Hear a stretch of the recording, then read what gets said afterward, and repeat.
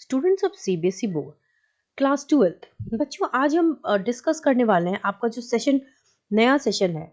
उस सेशन में जो थ्योरी आने वाली है आपके एग्जाम में, आप देख सकते हो अब जो नया सेशन आएगा ये 2023-4 का है, 24-25 का भी सेम है, जिसमें बेटा जो फिजिकल केमिस्ट्री है आपकी 1, 2, 3 तीन ही चैप्टर है। There is no change in the entire syllabus. आपका जो लास्ट ईयर सिलेबस था, जो पैटर्न था, हर चीज सेम है और पढ़ने का तरीका भी आपका सेम ही होना चाहिए ताकि आप अच्छा स्कोर कर सको। आपकी केमिस्ट्री के 3 हिस्से हैं। पहला हिस्सा बेटा फिजिकल केमिस्ट्री, 3 चैप्टर्स हैं उसमें, सोल्यूशन, इलेक्ट्रोकेमिस्ट्री एंड काइनेटिक्स। ठीक है, तो ये फिजिकल केमिस्ट्री 23 मार्क्स का है। नेक्स्ट सेक्शन है आपका इनऑर्गेनिक, जिसमें डीएनएफ ब्लॉक और कोऑर्डिनेशन केमिस्ट्री है, 14 मार्क्स की है। और नेक्स्ट जो 5 चैप्टर हैं, जो halo alkane, hello arene, alcohol, phenol, ether, aldehyde, ketone, acid, amines and biomolecules, ये टोटली 33 मार्क्स का है। That combinedly form 70 marks. अब जो सेशन आपको स्टार्ट हो रहा है, आप कैसे पढ़ेंगे कि आप फुल स्कोर कर सकें, दैट इज 70/70। तो देखो बेटा, टोटल 10 चैप्टर ही आपको पता है। पहले आप अपना गोल, एक मैनिफेस्टेशन होता है ना आपको, जो मान लो 11th बहुत से बच्चों का बिल्कुल ही बकवास गया होगा, जाता है, विच इज़ वेरी नॉर्मल। जो बच्चे बहुत अच्छा स्कोर करते हैं उनका भी बकवास जाता है, तो दैट्स प्रिटी ओके, इसमें कोई प्रॉब्लम की बात नहीं है। चला गया खराब, कोई दिक्कत नहीं। लेकिन अब आप अभी से सेट करो अपना गोल कि मुझे 70 में कितने चाहिए। ठीक है, अपना गोल 33 मत सेट करना, 35 मत सेट करना बेटा, हमेशा गोल हाई रखो, 70 आउट ऑफ 70 रखो। मैनिफेस्ट करोगे अच्छा, उसके अकॉर्डिंग वर्क करोगे तो आपका काम बनेगा।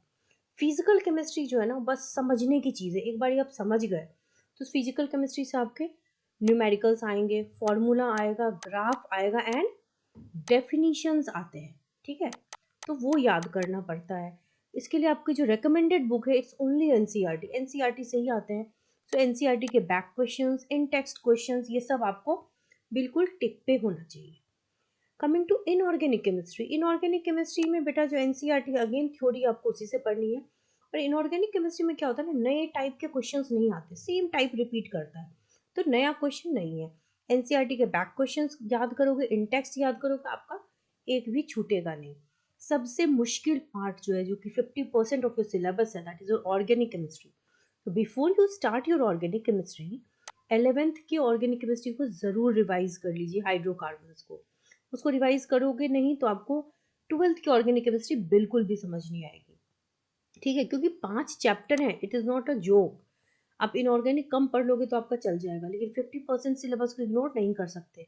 जितने नेम रिएक्शंस हैं, रिएजेंट्स के नाम हैं, मैकेनिज्म है, कन्वर्जन है, डिस्टिंग्विश टेस्ट हैं, ये सभी ऑर्गेनिक केमिस्ट्री में आते हैं। और ये आपको सेशन स्टार्ट होने से पहले ही आना चाहिए, याद हो जाना चाहिए। जैसे एक नेम रिएक्शन पढ़ा, याद कर लिया, लिख लिख के प्रैक्टिस किया। ठीक है, धीरे धीरे धीरे करके सबसे पहले बेसिक डेवलप करो हाइड्रोकार्बन की, कैसे न्यूक्लियोफिलिक अटैक होता है, इलेक्ट्रोफिलिक अटैक होता है, वो सब जब समझ गए तो जैसे चैप्टर याद किया, पहला चैप्टर पढ़ा है लोल के, जितने नेम रिएक्शन है, रिएजेंट्स है, सबको लिस्ट डाउन करो और उसको याद करना शुरू करो। बेसिक्स क्लियर हो जाएंगे बेटा, तब आपका कोई भी एग्जाम क्लियर होगा। बोर्ड में भी आपके 71-70 आएंगे, आपको सीयूटी भी क्लियर हो जाएगा, नीट भी क्लियर हो जाएगा, जेई मेंस भी क्लियर हो जाएगा। सो एनसीईआरटी को फोकस करके बहुत अच्छे से पढ़ो।